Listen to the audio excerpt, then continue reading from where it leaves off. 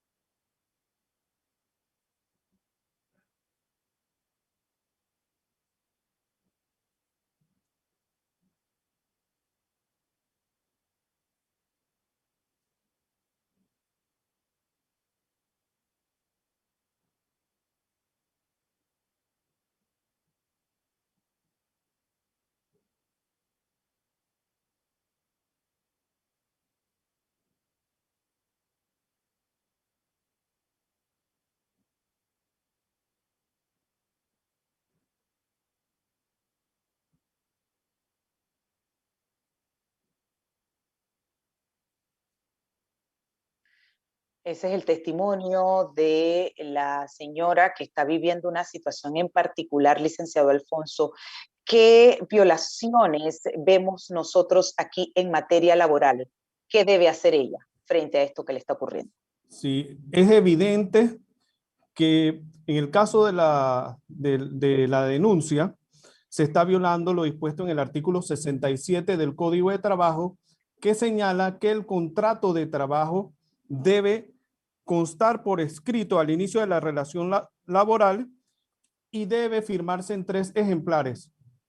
Uno para la trabajadora, otro para el empleador y otro para que sea remitido a la Dirección General de Trabajo y sea sellado ante el Ministerio de Trabajo. Entonces, a grandes rasgos vemos que se viola lo dispuesto en el artículo 67. ¿Qué debe contener el contrato de trabajo? El artículo 68 señala que debe contener nombre, nacionalidad, edad, sexo, estado civil, domicilio y número de cédula de las partes, es decir, las generales, nombre de las personas que viven con ella y de las que conviven con ella, determinación específica de la obra o de los servicios convenidos y de las modalidades referentes a los mismos acordados para su ejecución, lugar o lugares donde deberá prestarse el servicio, duración del contrato de trabajo, que ya ustedes saben puede ser definido, indefinido, según su duración y división regular de la jornada de trabajo, es decir, debe señalarse la jornada si es diurna, nocturna o mixta, y el descanso entre las jornadas, el salario, la forma, día y lugar de pago, lugar y fecha de celebración del contrato y finalmente debe constar por escrito la firma de las partes. Ella deberá aproximarse, en este caso, a la Dirección de Inspección del Ministerio de Trabajo a poner una denuncia en contra de la empresa a fin de que se haga una inspección en dicha empresa y corroboren que no le han dado o que no se ha firmado el contrato de trabajo entre la trabajadora y su empleador.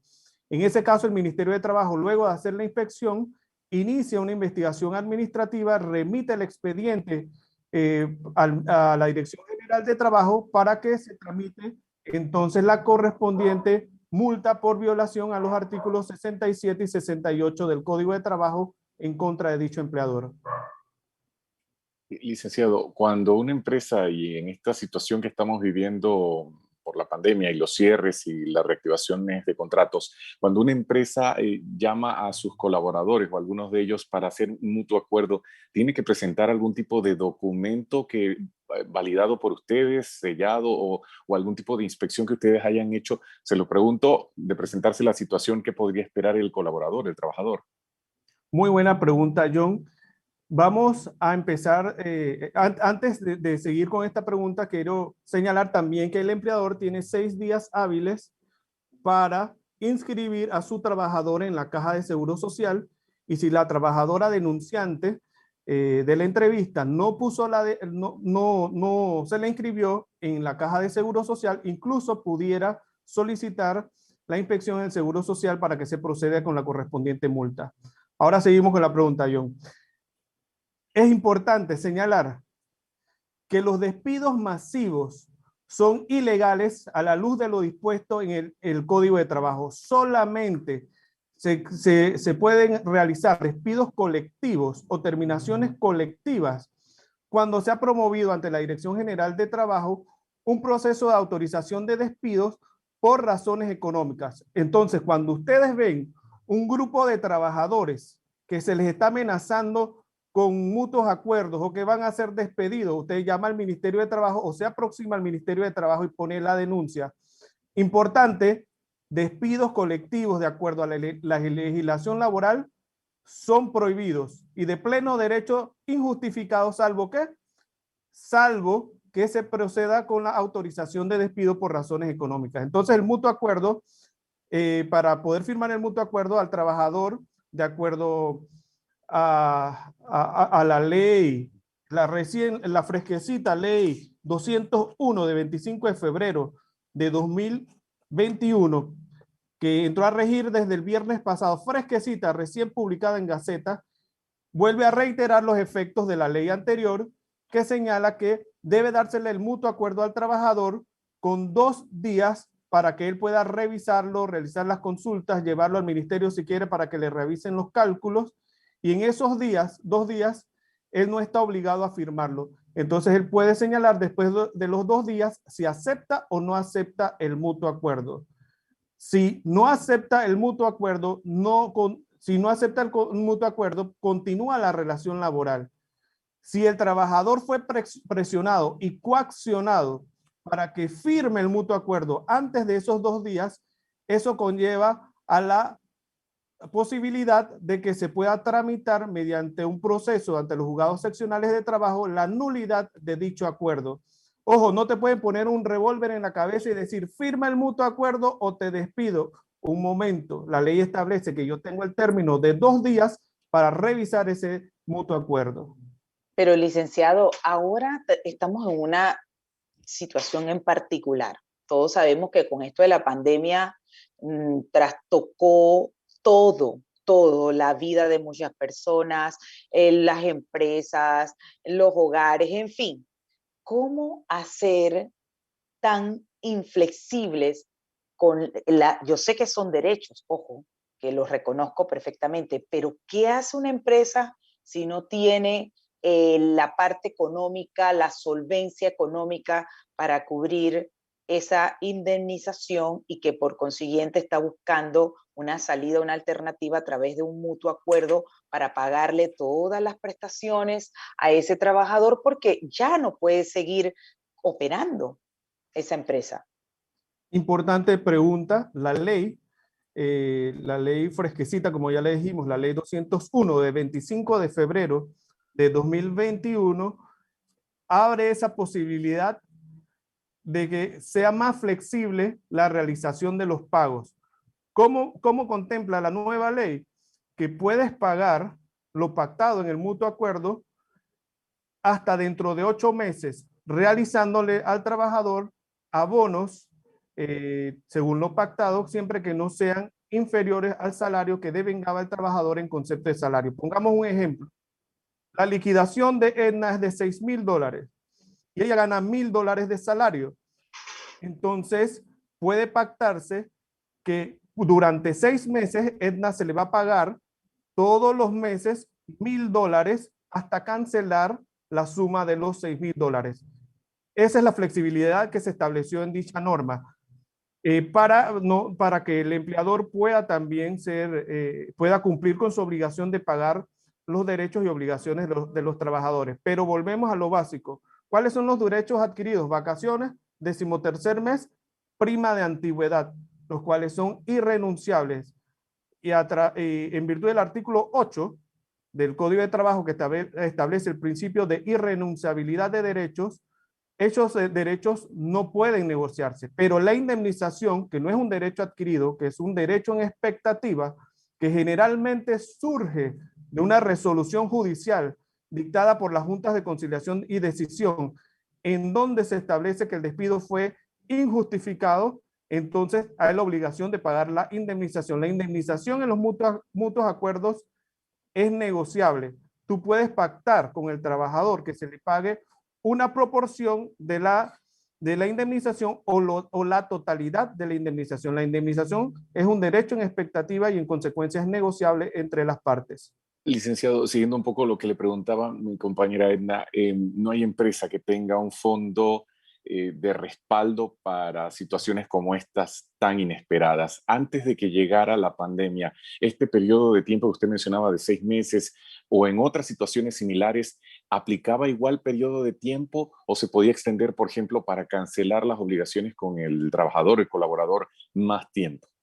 Antes de la pandemia, el artículo 219 del Código de Trabajo daba esta posibilidad a las empresas, a las pequeñas y medianas empresas, pero hasta el término de 6 meses. Ahora el término se amplió hasta 8 meses como máximo. Obviamente, porque también hay que proteger al trabajador. El trabajador no puede estar indefinidamente sin percibir sus ingresos. Eso sería una tremenda canallada, ¿no? También tenemos que ponernos del lado de lo que puede ocurrir con el trabajador, porque lastimosamente el trabajador litiga con el estómago vacío.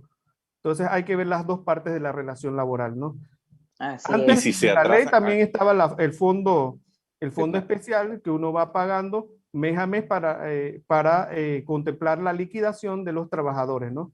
Edna, permíteme rápidamente, pero si la empresa no cumple o se retrasa, ¿qué papel juega el Mitradel pensando también en esa figura del trabajador? Sí, si el trabajador no le cumplen, tiene la posibilidad de presentarse ante los juzgados seccionales de trabajo y presentar entonces un proceso ejecutivo laboral. ¿Qué tiene que tener el mutuo acuerdo para que constituya en un documento ejecutivo y sea exigible por la vía laboral? 2 elementos. Uno, debe establecerse cuál es la cantidad exacta que se le debe al trabajador. Por ejemplo, en los mutuos acuerdos se pone, se le deben cantidad de vacaciones tanto, décimo tanto, prima tanto, indemnización, una suma negociada por tanto y una totalidad de tanto. Tiene que haber una suma líquida exigible. ¿Y cuál es el segundo elemento para poder ejecutar el mutuo acuerdo? Que tenga fecha de cumpleaños. Es decir, yo le voy a pagar a John en tanto tiempo su liquidación a más tardar el 3 de marzo de 2021.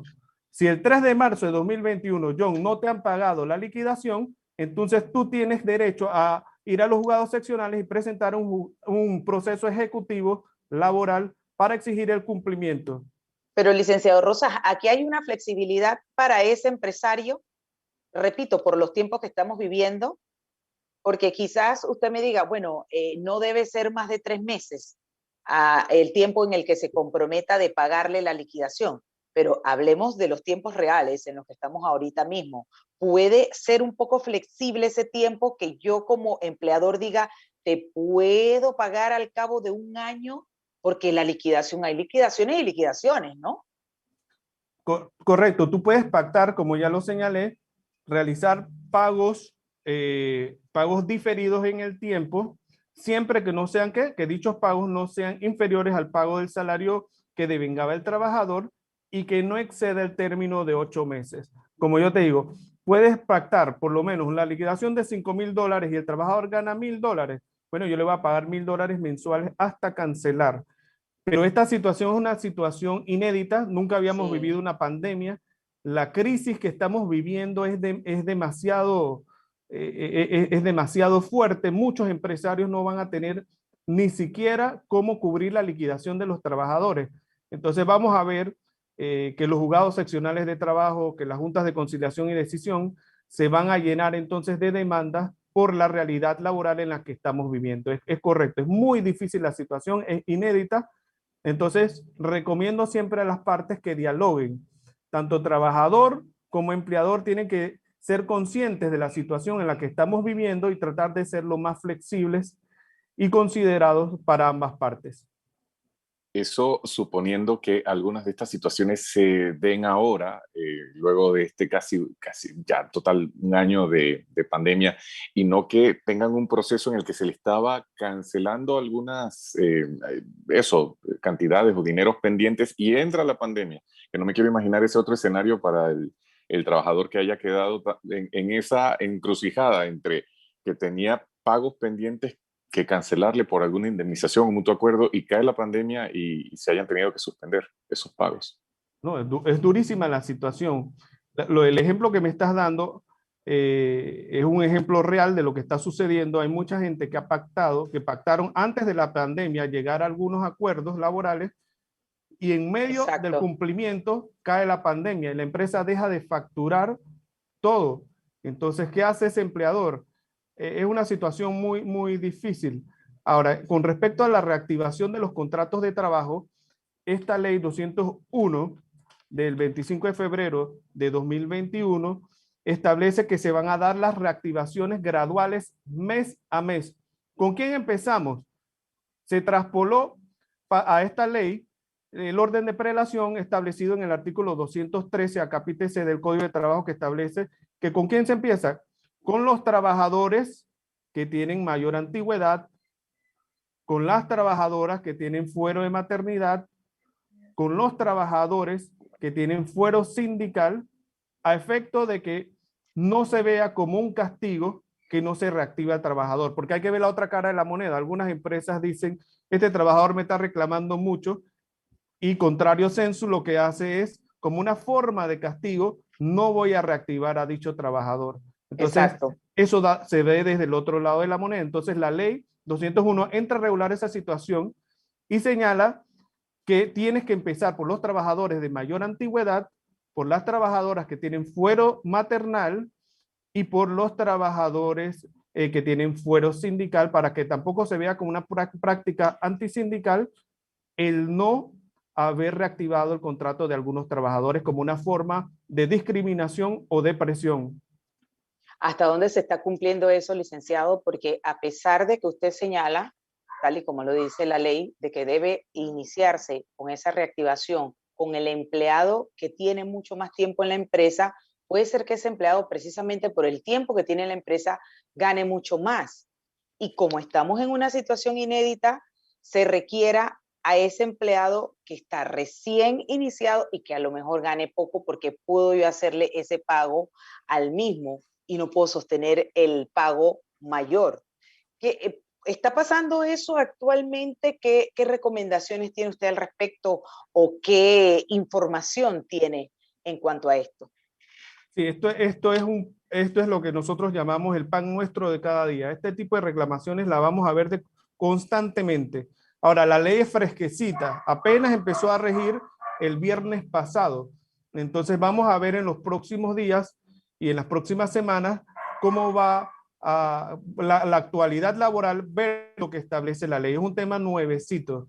Así que vamos a ver muchas reclamaciones en adelante. La ley establece no una obligatoriedad de empezar con el trabajador de mayor antigüedad, sino que podrá, establece ahí Sí, el término, podrá, es podrá optativo. entonces empezar con los trabajadores de mayor antigüedad. Sin embargo, sí es importante destacar que tiene que empezar con las trabajadoras que tienen fuero de maternidad y los trabajadores que tienen fuero sindical. El tema del riesgo laboral, porque hemos hablado del tema de las indemnizaciones, mutuos acuerdos, pero ese otro aspecto, ¿tiene alguna variante y adicional? Yo sé que también Edna le va a preguntar un momento sobre algunas irregularidades que ustedes hayan encontrado dentro de los operativos que realizan o las personas que se acercan a las oficinas. Sí, bueno, ya yo no soy parte del Mitradel, pero sí veo, porque Pero tiene la estoy inmerso en esto. experiencia. ¿Tiene alguna Y estoy referencia? inmerso, y estoy inmerso en el mundo laboral. Es lo que hago de hace 20 años y lo que seguiré haciendo el resto de mi vida. Entonces, sí vemos que una Con el variante riesgo. Ujú. de lo que va a suceder con el tema del riesgo y el teletrabajo. Ojo, si tú estás en teletrabajo, John, y tienes un accidente de trabajo, entonces esos temas se entraron a regular en el decreto que regula la ley de teletrabajo. Eso también es un tema nuevecito. Acuérdense que la ley de teletrabajo empezó en enero del 2020. Gracias a Dios que teníamos esa ley y que podemos entrar a regular ese tema. Entonces tú estás en tu casa, John, haciendo teletrabajo, vienes y te resbalas en horas laborales. Entonces, esa denuncia tú tienes que ponerla obviamente ante riesgos profesionales y el decreto que reglamenta el teletrabajo incluye esa posibilidad de que tú sufras riesgos profesionales realizando teletrabajo. Entonces, sobre ese tema particular, todos los días me preguntan, licenciado, ¿quién paga mi energía eléctrica? ¿Quién paga mi celular? ¿Quién paga mi Ajá. factura de internet?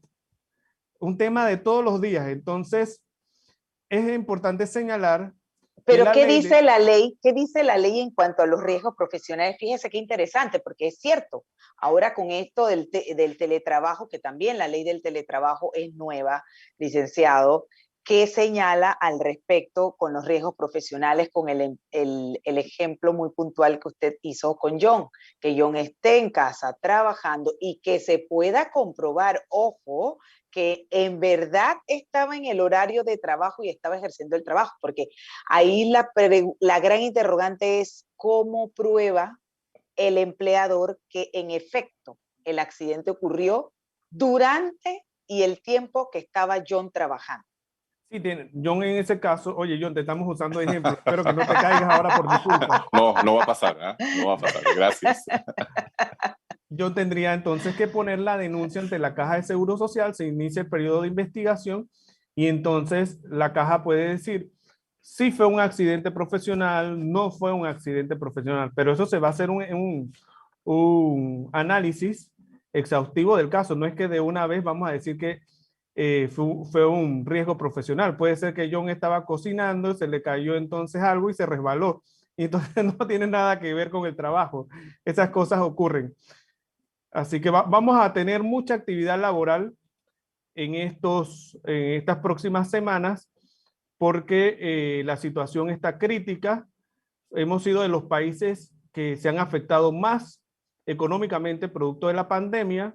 La crisis es palpable. Los especialistas en materia de trabajo dicen que nos tomará cerca de 6 años volvernos a reponer de esta crisis. Entonces, va Ojalá a sea ser, menos, ojalá sea ojalá sea menos, menos. ojalá sea menos. Ojalá Sí. sean menos, así es. Los panameños somos especialistas en reactivación económica. Nos reactivamos rápidamente después de 21 años de dictadura, después de una invasión, y Panamá rápidamente volvió a subir en cuanto a la economía. Entonces vamos a ver qué sucede después que se acabe esta pandemia, ¿no?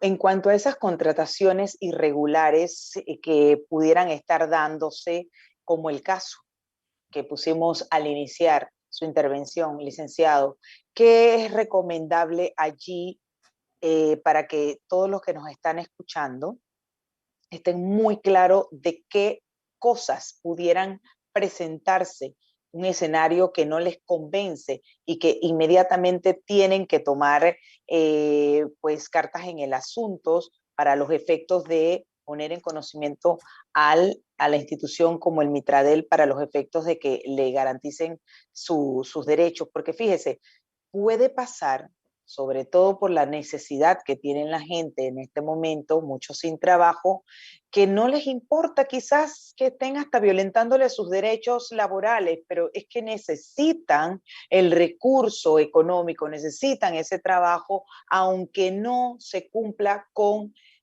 sus garantías laborales, con sus derechos laborales. Entonces, ¿qué se hace en ese caso, licenciado? Bueno, en ese caso, la persona puede presentar una denuncia, ya sea por vía anónima, Mucha gente me dice, pero me piden mi nombre. Bueno, ponga a llamar a otra persona, a un tercero, para que ponga la denuncia, para que no ponga en riesgo su trabajo. Sí.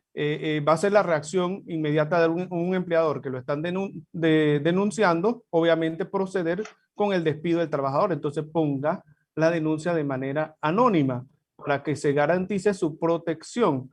Eso es lo que debe proceder. Volviendo al tema de hace unos minutos sobre el teletrabajo, quería aclarar que el tema de los gastos de los servicios públicos, es decir, energía eléctrica, celular, la cuenta por el internet, no está establecido que corre directamente por el empleador, sino que debe ser pactada en la adenda del contrato de teletrabajo o en el contrato de teletrabajo, y solamente si está pactada ahí puede correr por alguna de las partes. Si no está pactada en la adenda o en el contrato de trabajo, corre por cuenta de quien realiza el trabajo, es decir, por parte del trabajador. Tiene que estar pactada en la adenda de teletrabajo. Sin embargo, los gastos normales de software, mantenimiento al equipo, eso sí corren por cuenta del empleador y están claramente establecidos en la ley. Gastos de telefonía, luz eléctrica, por ejemplo, y otros servicios públicos, tiene que ser pactada en la adenda del contrato o la adenda al contrato de teletrabajo, para que lo tomen muy en cuenta nuestros radioescuchas. Ojo, ustedes le van a hacer adenda, pida que se le incluya ese tema. Un momento, vamos a negociar, señor empleador, vamos a negociar por cuenta de quién van a correr los gastos de telefonía, celular y electricidad. Si no consta en la adenda o en el contrato, no pueden ser reclamados posteriormente por el trabajador.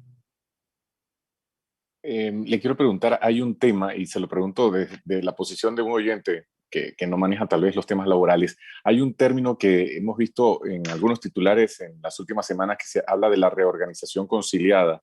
¿Usted podría hablarnos un poco sobre esta propuesta que la Asamblea Nacional ya ha prometido que va a agilizar y que le va a permitir a las empresas de alguna u otra manera garantizar a través de la reorganización? Usted me lo va a explicar en términos como experto, pero le va a permitir reorganizarse justamente para mantener esas plazas de trabajo que son tan vitales y determinantes ahora, ¿no? Para el tema de agilizar la economía. Sí, la ley 201 establece que las partes van a acordarse en las empresas donde haya sindicato con el sindicato y en las empresas donde no haya sindicato directamente con el trabajador, la reactivación gradual mes a mes, como ya lo dijimos. En el caso de las empresas del sector primario, tienen el término de, si no me equivoco, de 3 meses, sí, de 3 meses para ir reincorporando los trabajadores a su fuerza laboral. En el caso del sector secundario, tienen 6 meses para reorganizarse en la reactivación de los trabajadores, y en el caso del sector terciario, tienen 8 meses para reorganizarse en la reactivación de los contratos suspendidos. Ahora, el artículo 416 del Código de Trabajo sostiene que cuando nos encontramos frente a empresas que tienen pactadas en su convención colectiva cláusulas de estricto cumplimiento, entonces las partes pueden negociarlo, ¿no? Pueden negociar temporalmente la suspensión de la aplicación de esa cláusula mediante un acuerdo directo entre las partes. Entonces el código ya contempla esa situación. Pongamos un ejemplo. Convención colectiva de Aetna S.A. establece que se van a dar aumentos todos los años a partir del 4 de marzo del 2021. Llega el 4 de marzo y estamos en una crisis profunda todo el país.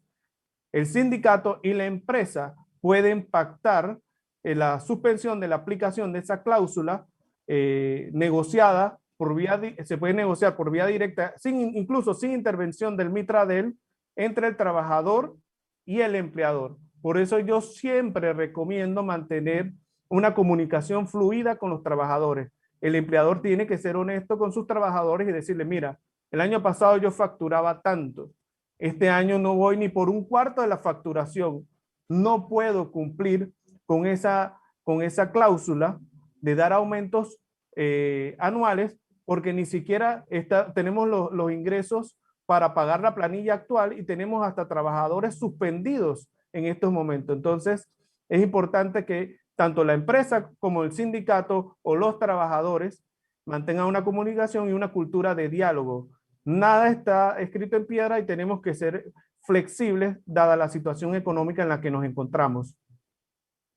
Yo quiero cerrar con ese mensaje y recomendación muy puntual que nos brinda hoy el licenciado Alfonso Rosas, especialista en Derecho Laboral, porque ciertamente sí, ante la situación que estamos viviendo, toca a cada uno poner su cuota de comprensión ante la realidad, porque es posible que las empresas, por más que tengan la voluntad de querer pagarles, indemnizarles, todo lo que se merece ese trabajador, no tenga los recursos en el momento, y a través de un acuerdo amigable y del diálogo, estoy segura que se puede llegar a un buen término de la relación obrero-patronal.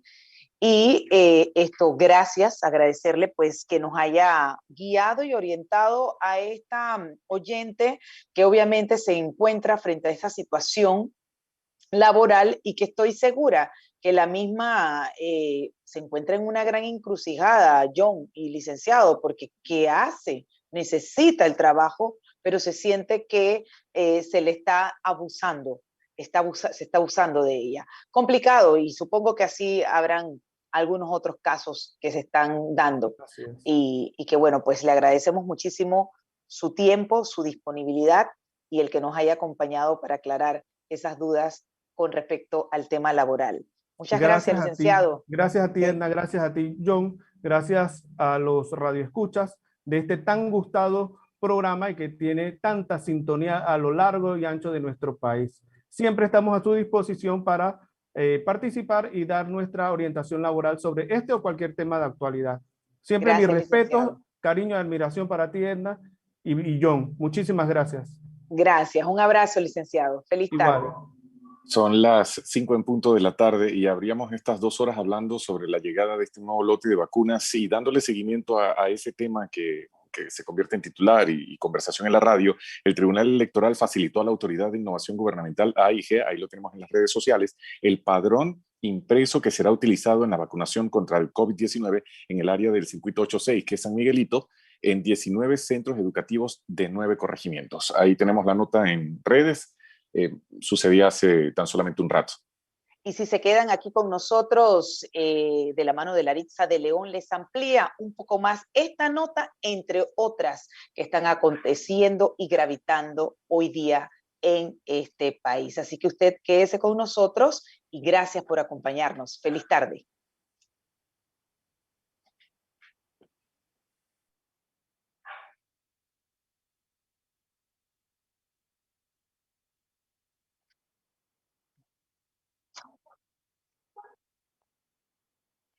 Jimmy, gracias. Mañana paso por allá, ¿oíste? Oye, John, ¿qué?